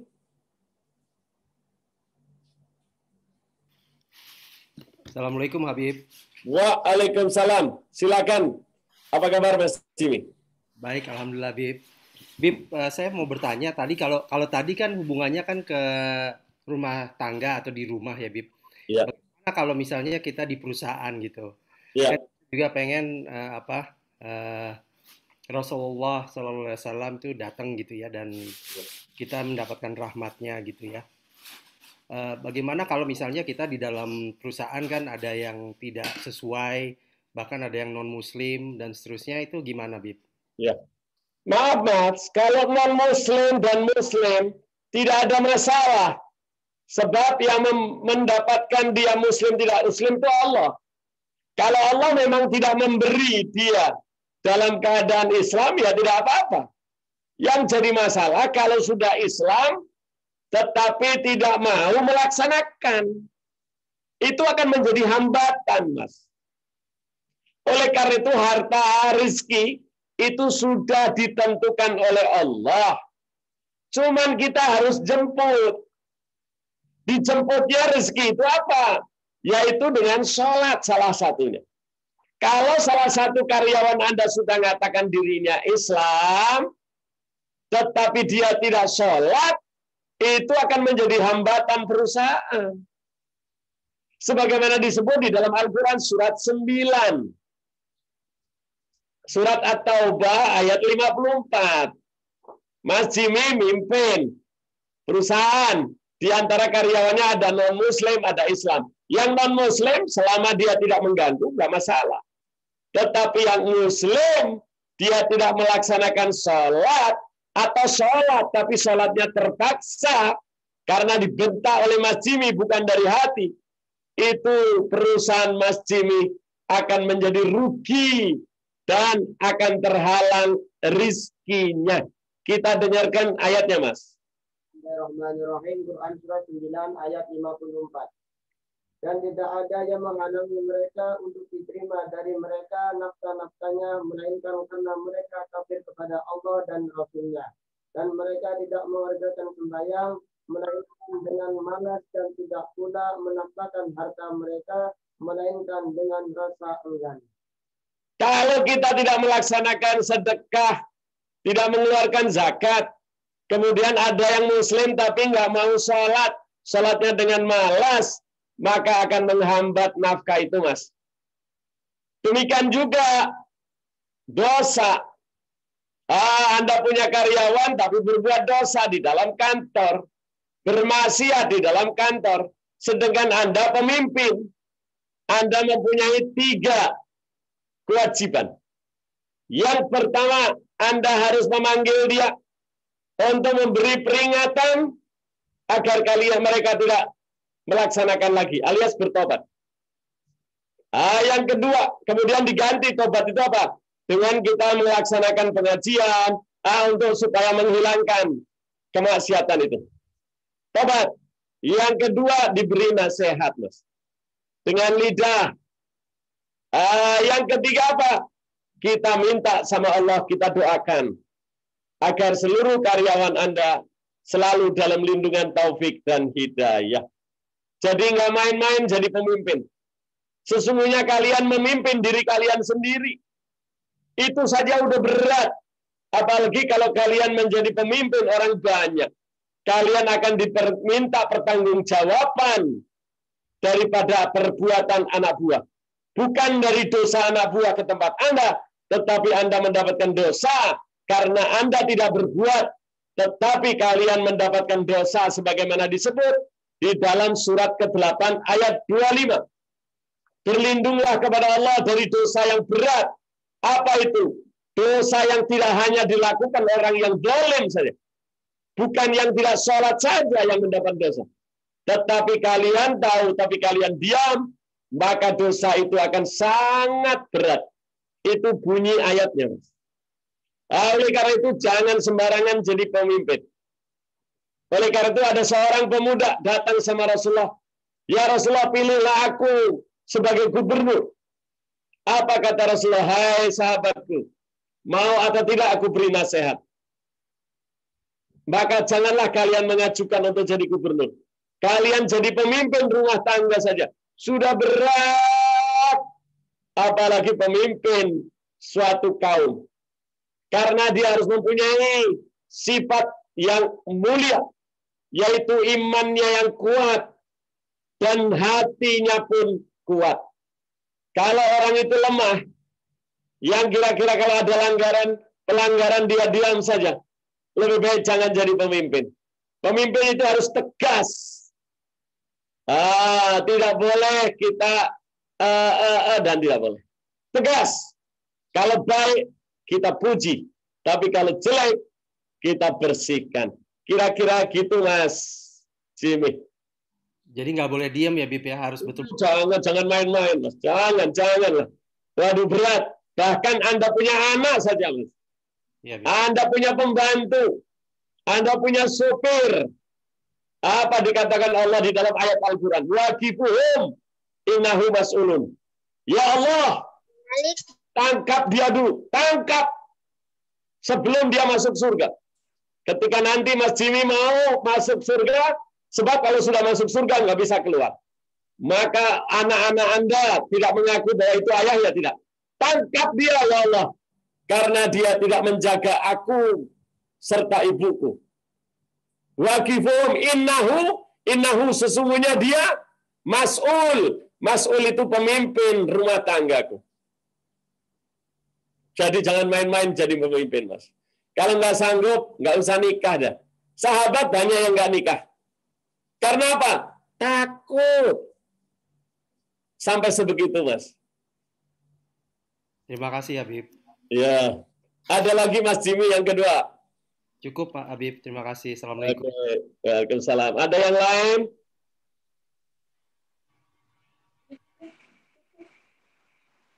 Saya Habib. Silakan. Pak Epi, monggo. Ya, Habib saya Joni. Oh, Mas Joni, silakan Mas Joni. Ya. Di mana saya bekerjanya sering dalam perjalanan. Melewati 2 waktu sholat. Lalu kadang saya jamak, saya qashar. Tapi hati saya itu kayak kurang gitu loh. Karena dipotong 2 rakaat. Apakah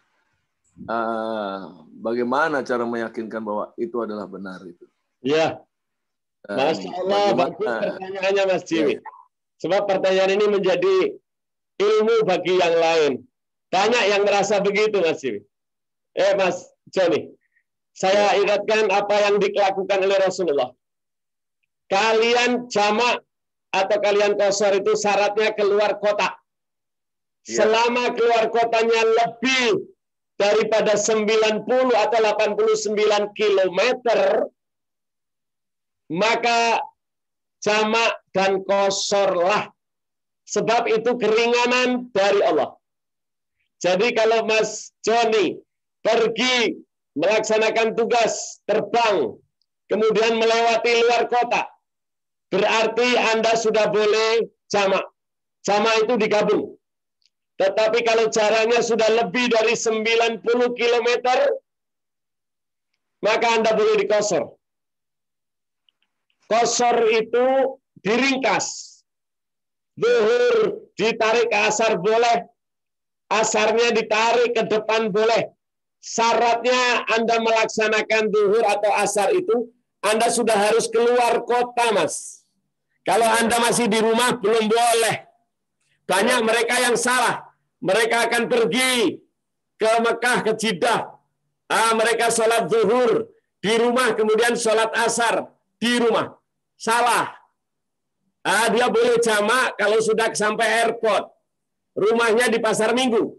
Dia berangkat ke airport, itu sudah luar kota airport, sudah Tangerang. Maka dia boleh jamak. Tetapi tidak boleh qasar karena jaraknya belum lebih daripada 90. Tetapi kalau jaraknya udah lebih, jadi sholat zuhurnya ditarik nanti di airport saja. Jadi dari rumah sudah masuk zuhur, sudah. Tapi dia tidak sholat dulu. Sampai di airport, dia sholat zuhur, sholat asar. Boleh. Itu keluar kota. Jadi syaratnya harus keluar kota, sudah luar kota, dan Anda perjalanannya itu perjalanan baik, sudah boleh dijamak. Dijamak itu digabung. Kemudian kalau jaraknya keluar kotanya lebih dari 90, boleh digabung, bahkan dikurangi menjadi 4, menjadi 2. Itu dikatakan oleh Rasulullah adalah merupakan pemberian dari Allah. Allah senang. Allah senang kalau pemberian keringanan itu dilaksanakan. Jadi kalau Mas Joni ini melaksanakan jamak atau qasar, justru mendapat pahala lebih. Bukan malah takut, malah sedih. Seolah-olah merasa 4 kok jadi 2. Oh tidak. Malah justru itu mulia. Sebagaimana dilaksanakan oleh Rasulullah. Rasulullah pergi dari Mekah menuju Arafah. Jaraknya berapa? Enggak jauh. Ya, cuman sudah pindah luar kota. Dari kota Mekah sudah pindah ke tempat Arafah itu. Itu Rasulullah jamak. Apakah Rasulullah nggak bisa nggak jamak? Bisa. Ya, Rasulullah pergi perjalanan. Rasulullah bisa tidak qasar? Bisa. Tetapi kenapa Rasulullah qasar? Karena Rasulullah berpendirian bahwa apa yang diberikan Allah kepada kita, kalau kita laksanakan, Allah senang karena kita memperingan. Sebagaimana disebut di dalam Al-Quran, la yukallifullahu nafsan illa wus'aha. Allah tidak membebani kalian, kecuali sesuai dengan kemampuan. Kita diberi nikmat kok malah nggak mau. Justru kalau kita tidak mau, berarti kita tidak taat sama Allah. Tapi kalau kita laksanakan, berarti kita taat sama Allah. Dan pahalanya lebih besar.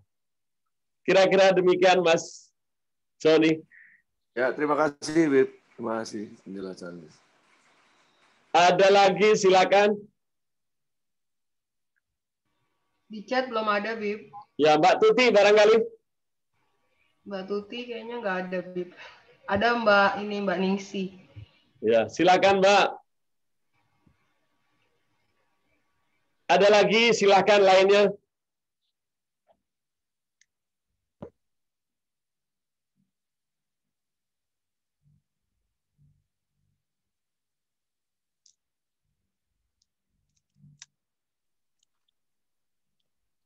Ya. Assalamualaikum, Bib. Boleh bertanya? Silakan, Mbak. Bib, maaf kalau ini. Kalau misalnya ada seorang bapak mempunyai anak, terus mereka dari perkawinan itu sebenarnya bapak ini sudah bercerai dengan istrinya dan anaknya ikut istrinya. Nah, ternyata di kemudian hari anaknya berganti keyakinan. Tapi si bapak ini sering menjalankan umroh, terusnya berhaji berkali-kali. Itu bagaimana ya, Bib, kalau dilihat dari pandangan Islam? Terima kasih, Bib. Waalaikumsalam. Bismillahirrahmanirrahim. Mbak, tanggung jawab suami adalah dikatakan tadi terhadap dirinya, terhadap istrinya, terhadap anak-anaknya. Baik dia dalam keadaan sudah nikah, ada aturannya. Kalau dia sudah cerai, masih ada aturannya sendiri. Harus tetap diberi nafkah dan dijaga ilmu ataupun iman atau pendidikannya. Itu aturan di dalam Islam. Bukan bentang-bentang sudah cerai, udah putus. Oh tidak. Anak tidak ada bekas anak. Bekas istri ada. Nah istri setelah dicerai, istri tanggung jawabnya udah kembali ke dirinya sendiri. Tetapi anaknya masih tetap tidak ada bekas anak. Maka dia tetap harus jaga. Kalaupun ternyata anaknya pindah agama, anak itu udah berdosa karena dia murtad. Dan ayahnya, ibunya kena dosa. Walaupun sudah cerai tidak di dalam dirinya. Ya, walaupun ikut ibunya. tetapi pendidikannya nggak boleh. Harus dididik yang baik, diberi wasiat yang baik, diberi contoh yang baik, diberi nafkah dari yang baik, karena itu masih kewajiban suami. Tidak ada alasan suami melaksanakan umrah, suami melaksanakan haji, itu memang kewajiban bagi si suami. Bukan berarti karena ada kejadian anaknya, maka hajinya gugur atau umrohnya gugur. Tidak. Tetapi suami mendapatkan dosa karena tidak mendidik anaknya dengan baik. Suami harus berwasiat. Di dalam Al-Quran wajib wasiat kepada anaknya, hai anakku, baik aku masih ada atau sepeninggalku, janganlah kalian pindah ke agama. Jangan kalian menyembah selain Allah. Ada ayat-ayatnya banyak, Pak, di dalam surat Al-Quran, surat Luqman. Nah, kita lihat dari ayat-ayat 9, 11, 12, 13 selanjutnya. Itulah wasiat Luqmanul Hakim, orang yang mulia, yang menjaga anak-anaknya dalam pendidikan yang baik. Kita disuruh oleh Allah untuk mencontohnya. Jadi jangan main-main mentang-mentang sudah cerai, seolah-olah dia lepas tanggung jawab. Tidak. Si anak punya dosa, si ibu punya dosa, si bapak punya dosa masing-masing. Tidak ada yang mengambil dosa orang lain. Yang mengambil dosa orang lain kalau kita dengki, kalau kita iri, kita menyakiti hati orang. Baru Allah akan minta supaya kebaikan orang itu dipindahkan kepada yang dicaci, kepada yang didengki. Dan dosa daripada yang didengki akan dipindahkan Allah ke dalam diri orang itu. Karena dia sakit penyakit hatinya. Tapi kalau amal, maka masing-masing punya dosa sendiri-sendiri. Kira-kira demikian, Mbak. Terima kasih, Bib. Iya. Ada lagi?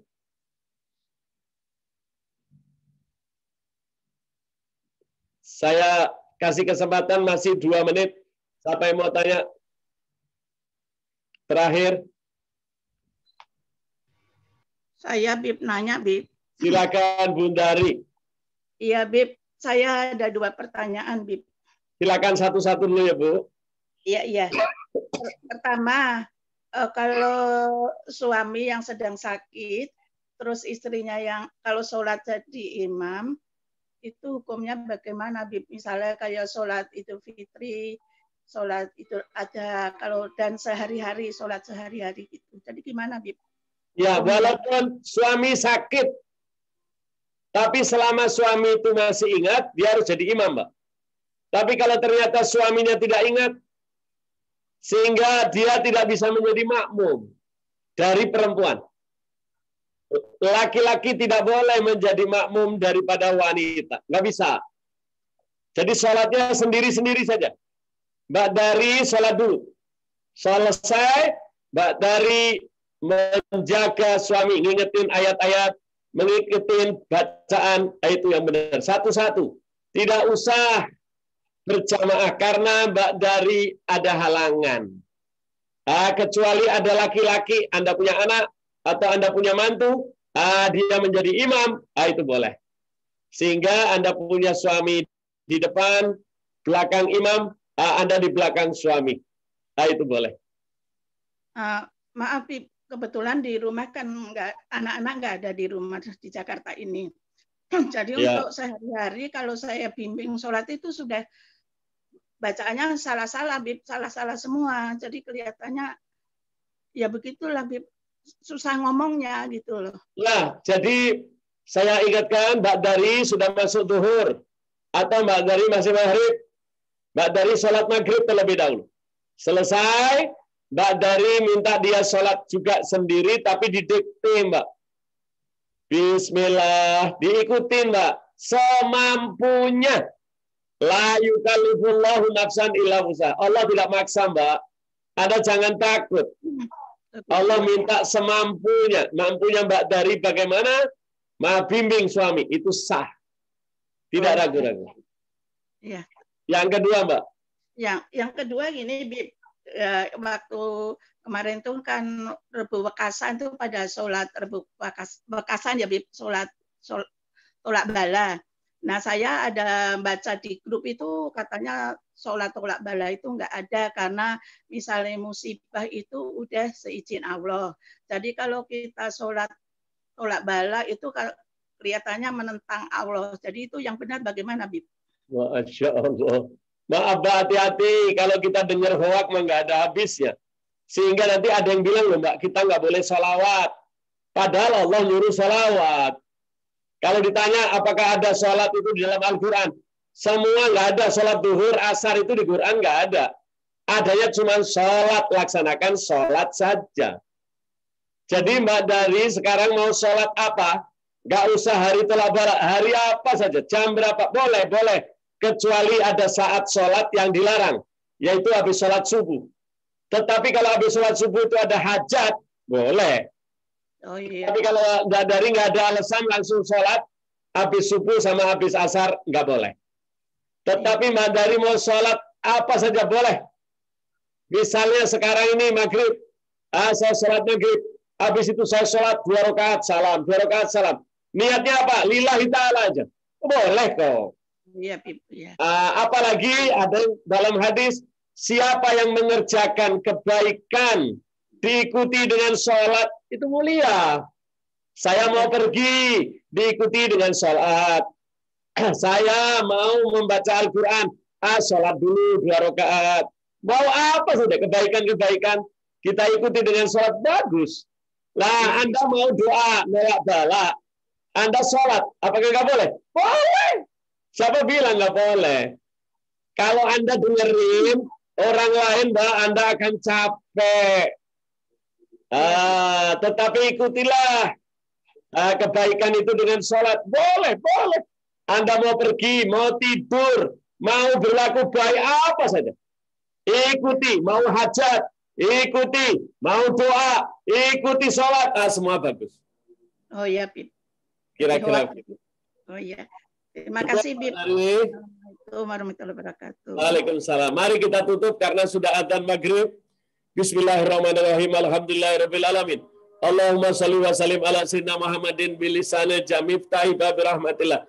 Adada ma fi ilmillah salatan wa salaman daima ini bidawami mulkillah wa ala ali wa sahbihi. Ya Allah, ampunilah dosa kami, kesalahan kami, kesalahan orang-orang tua kami, saudara kami, istri, anak, suami, keluarga, orang-orang yang menitipkan doa. Mohon ya Allah, hapuskan segala dosa-dosa kami, selamatkan kami, lindungi kami dari gangguan manusia, gangguan jin dan setan yang terkutuk. Ya Allah, jagalah kami dari segala penyakit, penyakit badan, penyakit hati, serta penyakit corona yang sedang merebak ini. Ya Allah, berkatilah kami, rahmatilah kami. Ya Allah, jadikanlah kami hanya takut kepadamu, tidak takut kepada selainmu. Ya Allah, jadikan aku taat kepadamu, taat kepada nabimu, serta menjaga laranganmu dan larangan nabimu. Serta jadikan kami semangat dalam melaksanakan perintahmu dan perintah nabimu. Ya Allah, berkatilah kami di bulan yang mulia ini, bulan datangnya kelahiran Nabi kita Muhammad sallallahu alaihi wasallam. Izinkan kami untuk dapat melihatnya baik dalam keadaan mimpi maupun yaqظah. Ya Allah, berkatilah kami, keluarga kami, agar kami menjadi bahagia di dunia, di kubur, dan di akhirat. Dan kelak matikan kami dalam husnul khatimah. Ala hadaniyani asala ala man wahidna ali wa ila hadratin nabi Muhammadin sallallahu alaihi wasallam. Al-Fatihah. A'udzu billahi minasy syaithanir rajim. Bismillahirrahmanirrahim. Alhamdulillahi rabbil alamin arrahmanir rahim maliki yaumiddin iyyaka na'budu wa iyyaka nasta'in ihdinas siratal mustaqim siratal ladzina an'amta 'alaihim ghairil maghdubi 'alaihim waladdallin. Amin. Bismillahirrahmanirrahim. Allahumma salli sayyidina Muhammadin